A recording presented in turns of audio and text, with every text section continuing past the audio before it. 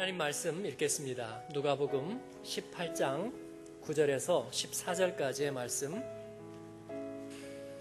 또 자기를 의롭다고 믿고 다른 사람을 멸시하는 자들에게도 이 비유로 말씀하시되, 두 사람이 기도하러 성전에 올라가니 하나는 바리새인이요 하나는 세리라. 바리새인은 서서 따로 기도하여 이르되, 하나님이여, 나는 다른 사람들 곧 토색 불의 간음을 하는 자들과 같지 아니하고 이 세리와도 같지 아니함을 감사하나이다. 나는 일해에 2번씩 금식하고 또 소득의 11조를 드리나이다 하고, 세리는 멀리 서서 감히 눈을 들어 하나를 쳐다보지도 못하고 다만 가슴을 치며 이르되, 하나님이여 불쌍히 여기소서, 나는 죄인이로소이다 하였느니라. 내가 너희에게 이르노니 이에 저 바리새인이 아니고 이 사람이 의롭다 하심을 받고 그의 집으로 내려갔느니라. 무릇 자기를 높이는 자는 낮아지고 자기를 낮추는 자는 높아지리라 하시니라. 아멘. 오늘 말씀 은혜의 패턴 두 번째 시간입니다. 바리새인의 감사, 세리의 눈물이라는 주제로 예수님의 말씀을 같이 나누려고 그럽니다. 바리새인과 세리, 우리가 상상 속에 있는 두 인물의 모습은 어떤 모습일까요? 우리 실제 그들의 모습은 어떤 거였을까요? 약간 차이가 있습니다. 우리 교회에서 설교를 들으면서 바리새인 하면 뭔가 위선자, 종교적인 어떤 냄새는 잔뜩 피우면서 사실은 속으로는 허영과 또 그리고 부패가 가득한 어떤 위선적인 그런 인물로 생각해 왔습니다. 오만한 열심을 가지고 있고 자기 공로를 항상 자랑하고 그리고 칭찬받고 인정받기 좋아하는 그런 위선적인 캐릭터. 그런데 바리새인의 본질은 그게 아니죠. 실제로 바리새인은 그보다 훨씬 훌륭합니다. 성경 본문 속의 바리새인은 하나님을 섬기는 일이 아주 구체적이고 진지한 사람입니다. 그는 금식했고 예물을 드렸고 하나님을 위해서 스스로 청빈한 삶을 선택한 사람, 하나님을 구체적으로 대우하는 바로 그 점에서는 존경받을 만한 사람입니다. 다만 가끔씩 섬뜩섬뜩하다는 게 문제인데, 어쨌든 우리가 생각하는 무조건 위선자, 그거 아니라 그 말이에요. 그 다음에 우리가 생각하는 세리, 세금쟁이, 우리가 생각하는 눈물 흘리는 세리는 감상적이고 애처로운 사람으로 생각하고 있습니다. 은혜가 정말 그래서 필요한 사람. 그런데 본문 속의 세리는 그런 인물과는 상당히 거리가 멉니다. 그는 권력의 편에 서서 공직을 차지하고 그리고 불의한 이익을 위해서 담합하고 타협하고 불의를 끌어들이고 동족을 착취하는 거친 사람이라는 거예요. 세리는 공동체에 대해서 부패한 영향력을 행사한 사람이고, 바리새인은 공동체의 신앙과 전통을 보존하기 위해서 헌신적으로 일하는 사람이었어요. 근데 예수님은 여기서 바리새인을 책망하고 세리를 칭찬하는, 왜 그렇게 하실까? 하나님의 눈과 인간의 눈은 그렇게 전혀 다른 것일까? 예수님 무슨 생각을 하고 있는 것일까? 성경 속의 예수님은 하나의 신앙적인 태도를 말씀하고 계시다는 걸 알아야 됩니다. 바리새인과 세리라는 사람의 어떤 직업이나 캐릭터나 그들의 겉으로 보이는 어떤 모습이 아니라 그들의 신앙적인 태도를 우리들에게 가르쳐 주시려고 하시는 것입니다. 제가 먼저 전제로 말씀드리고 싶은 것은 이 바리새인과 세리는 우리 안에 있는 두 사람의 모습, 두 가지의 모습이라 그런 사실입니다. 바리새인과 세리는 우리 안에 있는 두 모습입니다. 먼저 세리부터 얘기할까요? 바리새인부터 얘기할까요? 세리부터 얘기하겠습니다. 세리는 요약하자면 죄인이라고 말할 수 있습니다. 여러분은 다 죄인이시지요? 동의하십니다. 죄인입니다. 사함받은 죄인, 의롭다함을 받은 죄인, 그리고 용납된 죄인이지요. 그래서 우리는 당연히 세리와 가까워요. 우리 안에 바리새인의 모습도 있지만 그러나 우리는 세리와 일단 가깝습니다. 그래서 우리 안에 있는 세리, 죄인의 모습 세 가지로 먼저 정리를 해보면, 첫 번째는 죄사함에 대해서 대단히 갈망하는, 자신의 죄와 허물이 용서받기를 갈망하는 그런 죄인의 모습이 있습니다. 누구나 그렇죠? 예. 내 이 무거운 짐이, 멍에가 좀 떨어져 나갔으면 좋겠다, 그런 생각이 들죠. 어릴 때 뭔가 혼날 일이 생기면요, 마음이 너무나 무거워요. 어떻게든지 이걸 지나갔으면 좋겠다. 내 입으로 깨트리지는 못하겠고, 어떻게든지 들통이 빨리 나서 형벌을 적게 받고 넘어갔으면 좋겠다. 결국은 들통이 나죠. 들통이 납니다. 들통이 나서 이제 뭐 손을 들고 서 있든지 한 끼를 굶든지, 그러면 가볍게 매를 맞든지 하고서 이제 지나갑니다. 이제 거의 지나갔구나 생각하면 너무나 좋아요. 근데 그 형벌을 줄이기 위해서 무슨 짓을 하죠? 눈물도 흘리고, 눈물을 흘리다 보면 스스로 감격해가지고 나도 생각하지 않았던 감정이입이 되는 거예요. 그래서 막 울기도 하고, 이거 리얼한데? 그러면 부모님이 약간 흔들리는 모습을 보면 쾌재를, 그렇지, 형량이 줄겠구나 생각을 하고 마음이 가벼워지는 것입니다. 이게 죄인의 트릭이죠. 우리 안에 있는 세리의 트릭. 하나님의 긍휼을 불러일으켜서 하나님의 심판을 누그러뜨릴 수 있다는 생각을 하는 것이죠. 자기 가슴을 두드리고 눈물을 닦아내는 것은 마치 기교를 부리는 연기와도 같을 수 있습니다. 하나님이 자복하는 마음과 자기 부정을 기뻐하신다는 생각을 우리는 어떻게인가 알고 있습니다. 그래서 그거를 이용하는 거예요. 실제로 그렇지 않음에도, 구체적으로 돌아서지 않았음에도, 회개하는 듯이 내가 정말 슬퍼하는 그 순간에도 내일이나 모레쯤 또 이 죄를 지을 거라는 생각을 이미 하고 있는, 우리는 상당히 간교한 세리입니다. 상당히 간교한 죄인입니다.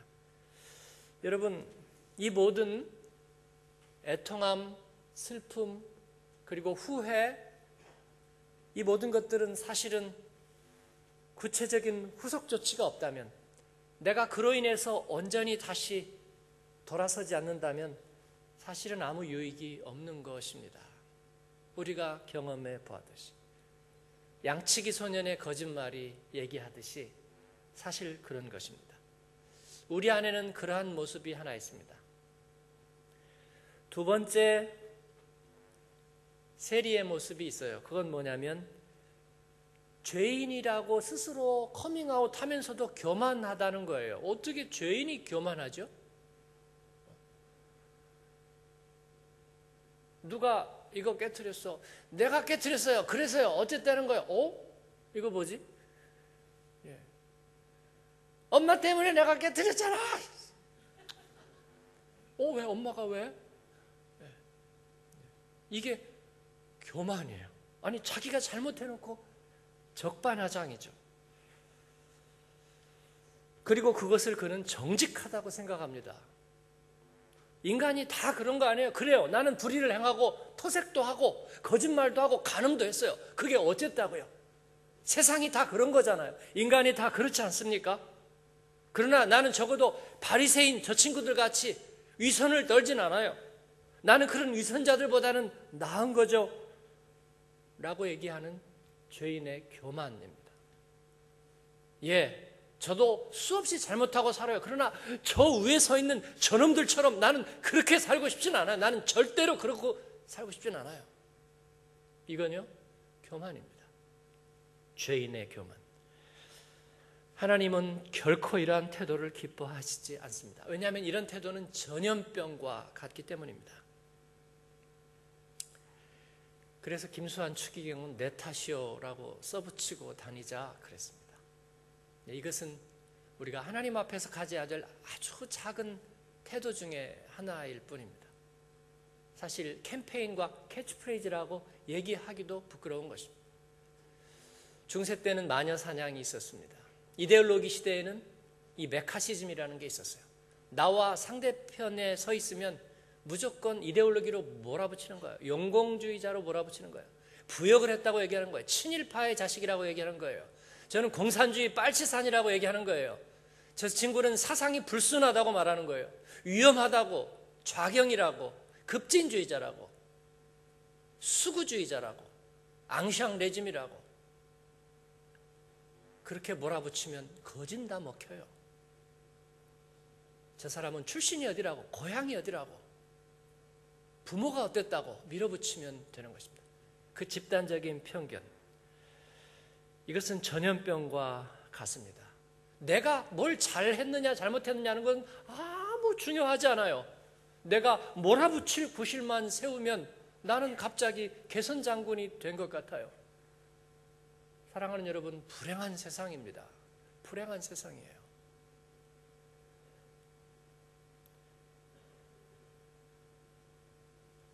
그런 교만을 하나님 기뻐하시지 않으셔요.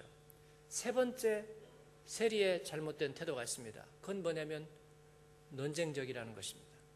모든 것에 논쟁을 갖다 붙입니다. 모든 것에 의문점을 갖다 붙이고 퀘스천 마크를 거기다 달아요. 그래서 자기가 마치 심판자가 된 것처럼 서 있는 것입니다. 사랑이란 뭐예요, 여러분? 사랑이란 누리는 거죠, 여러분. 사랑은 받아들이는 거죠. 꽃을 주고 당신을 사랑합니다. 그러면 이 꽃 얼마야? 왜 하필 이 시점이야? 왜 나한테 왜 그래? 그렇게 해서 얻는 게 뭐야? 여러분, 그런 사람은 하고는 사랑하지 마세요. 인생이 피곤합니다. 그렇죠? 어떻게 해요? 뭐 기대하는 게 있나 보지? 이거 꽃 치우고 하고 싶은 얘기를 해. 무섭지 않습니까?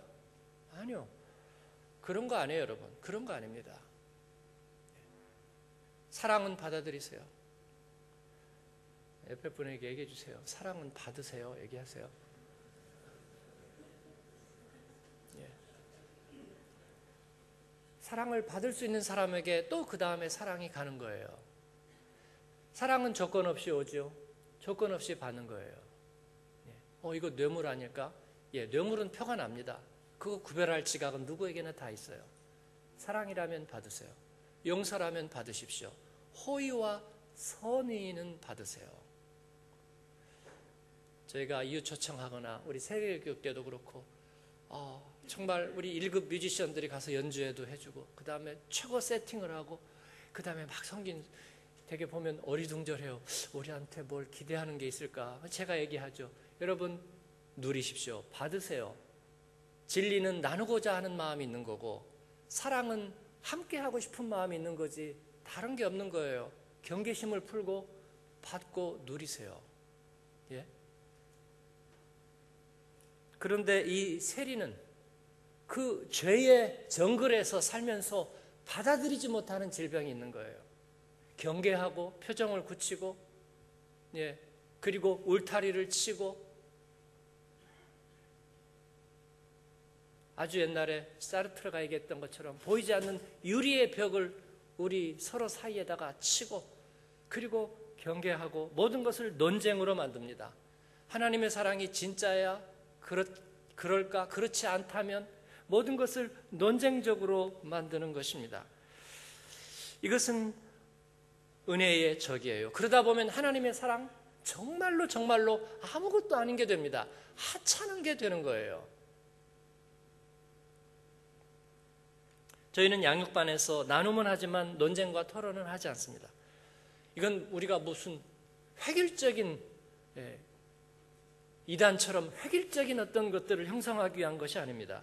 물음표는 대개 질문 자체를 위한 게 많아요. 물론 단순 질문 필요하죠. 깨닫는 거 필요하죠. 우리가 질문을 던지고 거기에서 답을 찾아내는 것은 교육의 중요한 방법 중에 하나이죠. 저는 그런 말씀을 드리는 것이 아니라 이 시비를 거는 걸 말하는 겁니다. 논쟁적으로 모든 것을 받아들이는 거예요. 진리는 아름답고 선하고 확산적이고 그리고 우리에게 생명의 열매가 되는 그런 거야 되는데 그걸 논쟁적으로 만들어서 작게 아주 다 분산시켜버리고 쪼개버리는 거예요. 그래서 영양분을 다 해체시켜버립니다. 그러나 하나님의 은혜와 주시는 사랑은 느낌표와 같은 것입니다. 선물입니다. 그냥 그 자체로 완제품이에요.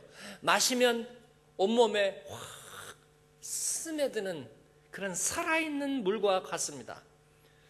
그래서 우리는 아는 만큼 보인다 그런 얘기를 하는 거예요. 일단 들어서면 다른 세계가 펼쳐진다 그런 겁니다. 산 위에 올라가야 내 마을 고향 동네가 온전히 한눈에 들어옵니다. 그 밑에서 논쟁해가지고 드러나는 것은 아닙니다. 산 위에 올라가면 다 보입니다. 이는 우리에게 중요한 하나의 은혜의 패턴을 보여주고 있습니다. 우리는 하나님의 손에 이끌려 가는 것입니다. 느끼고 누리고 감사하며 가는 것입니다. 여러분, 그렇게 하나님께 하나님의 선한 은혜에 마음 턱 맡기고 기껏 해봐야 다시 옛날 자리로 돌아가는 것밖에 더 되겠어요, 여러분? 두려워하지 말고 주님 앞에 키를 드리고 편안하게 그리고 느끼고 누리고 감사하며 가는 여러분 되기를 축원합니다. 아멘 소리가 작습니다. 우리가 죄를 고백한다고 해서 그것 자체가 출구가 되지는 않습니다. 우리의 죄를 용납해 주시는 이가 없다면. 여러분, 제가 바리새인 얘기했나요? 이제 할 차례죠. 예. 바리새인과 세리의 공통점이 어디 있는가를 한번 보겠습니다. 예, 두 사람 사이에는 유사점이 많아요. 그들은 모두 다 성전에 있습니다. 그리고 하나님 앞에서 기도하고 있고 그리고 감사의 기도를 드리고 있습니다. 예수님은 하나님 앞에 나가려는 그 사람의 두 태도를 말씀하고 있는 것이지 바리새인이나 세리의 어떤 직업적인 얘기를 하고 있는 것은 당연히 아닙니다. 그런 점에서 우리는 다 성전에 있잖아요. 오늘 여러분이 무슨 생각을 하고 오셨든지 하나님 앞에 나왔잖아요. 그리고 하나님 앞에 눈물과 감사를 드립니다.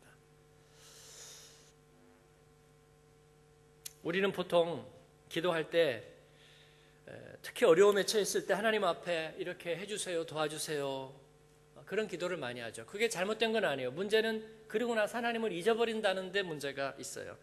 기도할 마음이 생긴 것은 단지 잠깐 두려웠기 때문이고 그리고 잠깐 기대거나 이용하는 것과 같아요. 근데 그 다음에는 잊어버려요. 뭘 잊어버리죠? 하나님을 잊어버려요.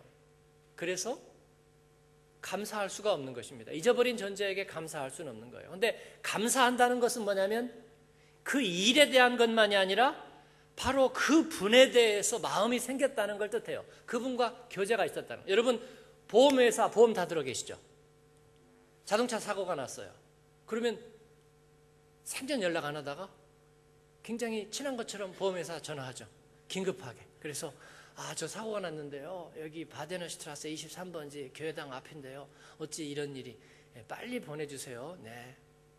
해주고 왔어요. 그래 실어 갔어. 그래가지고 이제 보험 처리가 됐어. 그 다음 여러분은 다시 전화하죠. 제가 지난번에 너무 감사했어요. 보험회사 전 직원 여러분께 감사드려요. 그러죠? 안 합니다. 안 해요. 보험회사에 감사하는 사람 아직 제가 한 명도 못 봤어요. 혹시 가끔 있을지 모르겠어요. 보험회사에다가는 감사하지 않아요. 왜냐하면 보험회사와 우리가 교제를 하지 않기 때문입니다. 그냥 보험료 내고 이용할 뿐이에요. 하나님이 보험회사예요, 여러분? 요청할 수 있죠. 그러나 하나님은 보험회사가 아니죠. 하나님은 우리에게 사랑과 그리고 구원의 은혜를 베푸시죠. 그렇기 때문에 하나님께 감사한다는 것은 하나님과 교제가 있다는 뜻입니다. 바리새인과 세리가 같이 감사했습니다. 그런 점에서 그들의 신앙적인 태도는 평가받을 만한데 그러나 그렇다고 해서 모든 것이 다 좋은 것은 아니에요. 예수님은 바리새인의 감사는 받지 않으시겠다고 그랬어요. 그리고 세리의 감사, 눈물의 감사는 받으시겠다고 그랬어요. 제가 말씀드렸죠. 세리에게는 문제점이 세 가지나, 전염병과 같은 문제점이 세 가지나 있을 수 있는데도 그런 위험한 존재의 감사는 예수님이 받으셨고, 이 바리새인은 굉장히 청렴하고 실제로 행하는 사람이고 선행에 노력을 하는 사람이에요. 여러분, 바리새인 하면 무조건 선행을 해봐야 소용없어요? 네?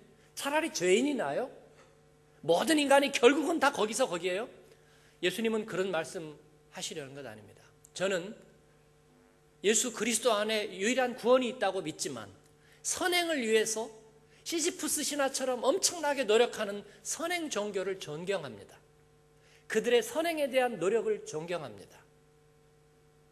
그것은 때로 나의 게으른 은혜보다 훨씬 나을 때가 많아요. 다만 그 선행으로 도대체 도달할 수 없는 한계가 있기 때문에 아쉬워할 뿐입니다. 예수님은 야, 선행 같은 거 해봐야 아무 소용없어. 그 자리에 그대로 가만히 있어. 내가 다 해줄 테니까 기도에 손만 모으고 그리고 나만 쳐다보고 있어. 그러면 네 손에 햄버거 떨어질 것까지 내가 다 랩으로 싸서 묶어줄 거야. 그렇게 하지 않으십니다.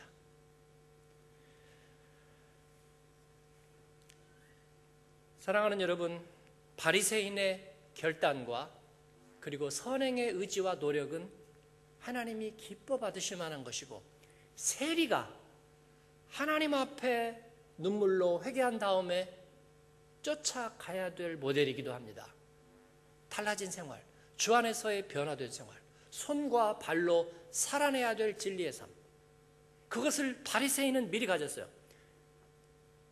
제가 약간 외출합니다. 부록으로 빠져나가요. 다시 돌아올 건데요, 설교에서 잠깐 빠져나가면 목회자로서 신앙생활하면서 목회자로서 목회를 하면서 제일 좋은 성도의 모델이 뭔지 아세요? 여러 가지 유형들이 있어요. 근데 제가 보니까 제일 좋은 모델이 율법주의자였다가 하나님의 은혜로 이렇게 돌아온 사람들, 그런 사람들이 제일 질 좋은 신앙의 모습을 보여줘요. 율법주의자는 뭐예요? 싫어도 하는 거예요. 싫어도. 네? 몸이 아파 죽겠고 여러 가지 어려움도 있어요. 근데 새벽기도 하기로 1년 하기로 작정했어. 그러면 뭐 거의 죽음 직전까지 나가서 앉아 있는 거예요. 야, 저 사람 왜 저렇게 살까? 그게 율법주의자예요. 내게 맡은 것은 누가 어떻게 해도 아무리 힘든 일이 있어도 끝까지 일을 악물는 거예요. 그리고 내 마음이 지옥이 되더라도 하는 거예요. 그게 율법주의자예요, 여러분. 네? 해야만 되니까. 아휴, 억지로 하는 것보다는 마음이 평안한 게 하나님 기뻐하시지. 그리고 그냥 놔버려요. 뻗어버려. 예. 이거는 공동체와 그 다음에 하나님이 그런 믿음의 모델을 통해서 일을 하신다고 그러면 어떻게 되겠어요? 언제는 갑자기 북적북적 교회 가다가 어느 때는 한 명도 없겠죠? 예. 그래서 철을 따라 열매를 맺는 게 아니라 철을 따라 교회가 쑥 썰물이 됐다가 밀물이 됐다가 알 수 있어요. 감기가 약간 돈다 그러면 예배당 썰렁하고, 그 다음에 날이 좋아졌다 그러면 사람들이 다 들러 산으로 나가고 썰렁하고, 그 다음에 비가 오고 좀 우울하다 그러면 교회당이 꽉 차고, 네, 분식집도 아니고, 네, 그렇게 예측 가능한 환경에 따라 움직이는. 그런데 율법주의는 그게 아니죠. 비가 오나 눈이 오나 단지 마음에 평안이 없을 뿐, 기쁨이 없을 뿐. 그러나 그 율법주의 성향의 사람들이 하나님의 은혜 안으로 돌아오면 두 가지가 겸비되더라고요. 율법주의라는 것은 몸에다가 운동하는 사람들이 머슬 메모리 얘기하죠. 근육의 기억. 이 소위 육체의 기억을 남겨놔요. 열심히 사는 것. 새벽 4시면 딱 눈 떠. 그리고 가만히 있는 꼴을 못 봐.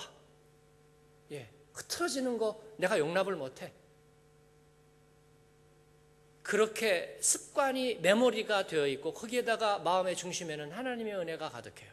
그러면 평안도 빼앗기지 않고 그가 가는 곳마다 역사가 일어나. 그런데 그런 사람 찾기가 힘들어. 율법주의에서 은혜로 돌아오기가 쉽지가 않아요.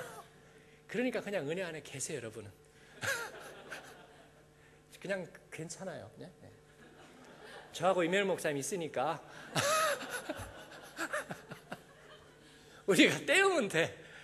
여러분은 은혜 안에 계셔 그냥. 그런데 그런 줄만 알고 있어. 그죠? 네. 오케이. 다시 돌아와요. 엑스코어스 끝. 2부에는 안 할 거예요. 왜냐면 세례식이 있으니까. 좀 설교가 짧아야 되거든요. 네. 어쨌든 문제는 바리새인의 문제가 결국은 뭐냐? 이 바리새인이 굉장히 좋을 가능성이 많다고 제가 지금 말씀을 드렸어요. 훌륭할 가능성이 많다. 그러니까 여러분의 안에 바리새인을 너무 확대하지 마세요. 네. 좋은 쪽으로 이렇게 하면 되는 거예요. 네. 제 안에는 율법적인 성향이 강할까요? 은혜 성향이 강할까요? 율법이지, 율법. 그죠? 네. 저는요? 네, 저는 은혜 성향이 강하죠. 되게 남편들은 은혜 성향이 강하고 아내들은 율법적인 성향이 강하죠. 그게 맞아야 되는 거예요. 맞아요. 네. 그래서 아내가 무섭잖아요. 그죠? 네. 뭐 은혜로 퉁치고 넘어가려는데 아내는 안 넘어가죠. 네. 그러면 안 돼 당신. 그게 조화가 되는 겁니다. 예, 바리새인은 뭐가 문제냐면 왜 이렇게 훌륭할 수 있는 사람이 예수님은 왜 그 사람을 책망하는 거예요? 오히려 세리는 벌써 문제가 굉장히 많은 사람인데 그런데 왜 세리를 칭찬하는 거예요? 바로 한 가지 이유 때문입니다. 바리새인은 하나님의 은혜를 부패시킬 위험이 있는 태도를 가졌어요. 하나님의 은혜를 부패시키는 거예요. 어떤 점에서? 그는 여기에서 세리를 자기의 표준으로 놓고 세리를 내려다 보면서 하나님께 그와 같지 않은 것을 감사하고 있습니다. 시선을 아래에다 두고 있다는 거죠. 거기에서 왜 아래에다 두면 안 되나요? 둘 수도 있죠. 왜 아래다가 두었을까가 문제예요. 왜 아래다가 뒀을까요? 내가 그보다 낫다는 생각 때문입니다. 그러면서 자기 자신을 집중하게 되었다는 거예요. 비교하고 나의 우월성을 확인하고 싶어하는 순간에 타인의 약점이 보이기 시작하는 순간에 내 자신을 내가 나의 주인으로 올려놓고 나에게 집중하는 결과를 낳는다는 것입니다. 그렇게 자기를 억제하고 경건 생활에 힘쓰고 진리에 속한 삶을 살기 위해서 굉장히 노력했음에도 불구하고 하나님의 공의와 사랑을 그렇게 열심히 쫓았음에도 불구하고 결국은 자기 사랑에 빠져버린 이유가 표준을 다른 사람에게 두었다는 바로 그 이유 때문입니다. 이 아래에다가 두었다는 것은 이 사람이 비천하다는 말은 아니에요. 대통령에게 두었거나 아니면 덕일에다 두었거나 아니면 우리 누구에게 두었거나 마찬가지예요. 내 안에서는 그를 낮춰보고 있는 것입니다. 그래서 사람에게 표준을 두는 행위가 하나님의 그 안에 있는 하나님의 은혜를 부패하게 했습니다. 하나님의 은혜는 자기 자신의 집착에서 벗어나게 만든 거거든요. 그런데 그가 사람에게 표준을 둠으로 인해서 그는 하나님에게 더 이상 의지하지 않게 되어버리는 것이에요. 은혜를 부패하게 만드는 것, 이게 우리 안에 바리새인과 세리가 두려워해야 할 일입니다. 간증 좋아요. 그런데 많은 간증이, 저희는 그래서 쇼 같은 간증 not in my house. 예? 저희 교회에서 연예인 간증은 절대로 없습니다. 혹시 그 사람이 죽은 다음에 그의 간증을 누가 가져오면 하겠습니다. 저희 교회에서 연예인 간증은 없어요. 왜냐하면 그들은 거의 피학증 환자처럼 자기 과거의 모습을 어둡게 묘사합니다. 과거를 자랑하는지 아니면 슬퍼하는지 모를 정도로 과거의 묘사에 집중하고 그 다음에 얼마나 자기가 좋아졌는지를 과장되게 말하는데 그 가운데 사단이 끼어들 확률이 대단히 높습니다. 사단은 소재를 가지고 따지는 것이 아니라 그 중심을 가지고 따지는 것이에요. 그래서 그 가운데 자신을 드러내게 되고 자신에게 집중하게 됩니다. 그래서 인기 간증자들이 따로 있는 거예요. 여러분, 간증이 뭐예요? 예수님 만나고 변화된 거죠. 근데 왜 거기에 차별이 있어요? 예수님 만나고 변화된 간증에 왜 별 5개짜리가 있고 별 2개짜리가 있고 여인숙이 있는 거예요, 여러분. 저는요, 별게 없어요. 그래서 허접해요. 예수님을 예수님을 만난 거 그럼 예수님이 허접하다는 얘기잖아요. 그런데 내가 CM송 500곡 작곡했으니까, 예수님 만났으니까 나는 위대한 그리스도인이에요? 예? 나는 대사였고 주님의 대사였고, 그리고 나는 국회의원이었고, 그리고 나는 유명한 기업의 CEO였기 때문에 내가 만난 예수님은 대단한 거예요? 그렇지 않잖아요. 물론 그분들의 회심을 제가 비난하려는 거 아니에요. 사단의 위험이 있다는 것입니다. 간증만 하면 과장하려 드는 버릇이 저에게도 여러분에게도 있어요. 요즘은 그래서 좋아요. 제가 다른 교회 집회 가도 우리 교인들 얘기하거나 해도 우리 교인들이 검색의 달인데 탁 쳐보면 달라스 이창규 목사 그러면 설교한 거 딱 나오거든요. 야, 거짓말도 못해. 제가 거기 가서도 얘기하는 거죠. 우리 교인들 가서 물어보세요. 근데 물어볼 것도 없어. 이미 다 보고 있으니까. 제가 어디 가면 그런 건 들어가 보지 마세요. 제가 좀 편하게 얘기하게. 그래야 여러분 흉도 좀 보고 그럴 건데, 자랑도 하고. 그러나 우리가 과장하고 싶은 욕망이 자꾸 생겨요. 그건 옳지 않습니다. 이것은 전도의 가시가 되는 거예요. 그래서 제가 간증할 때마다 신신당부해요. 여러분에게 무슨 차가 12바퀴 돌았는데 손톱 하나 안 다쳤다, 그거 기대하지 않습니다. 미아리 고기 넘어다가 뭐 한 발자국 내미니까 여기 폭탄 떨어지고, 이리 가니까 여기 폭탄 떨어지고, 그런 간증 기대하지 않는다고요. 네, 정직하게 살아계신 예수 그리스도가 나의 그 하나님이 어떻게 나를 찾아오시고 만났는지 그 얘기를 하면 되는 거예요. 그 가운데 감격이 있어요. 그래서 우리 간증은 언제나 10분이잖아요. 10분 간증하면 되는 거예요. 하나님의 은혜를 부패하게 만드는 것, 그것은 바로 기준을, 표준을 사람에게 두는 것입니다. 사랑하는 여러분, 오늘도 교회 밖에 나가면 무덤가의 풀처럼 소문이 무성합니다. 이런저런 사람에 대한 얘기들이 무성하고, 특히 내가 책임 안 지고 비난해서 얼마든지 좋은 얘기가 대통령 얘기, 정치 얘기, 북한 얘기, 그리고 종교 얘기죠. 그거 욕해도 아무 뒤탈이 없어요. 그래서 사람들이 마음 놓고 뒷담하는 건데 그것처럼 싸구려도 없어요. 화장실에 낙서하는 거나 비슷해요. 화장실에 낙서하는 것은 면책 특권이 있어요, 여러분. 알 방법이 없기 때문에 알 사람이 없도다요. 그러나 그 낙서가 세상을 구하지 못합니다. 그것은 무슨 서동요가 아니에요. 사랑하는 여러분, 하나님을 향해 표준을 둬야 합니다. 예수님은 세리를 칭찬했어요. 왜?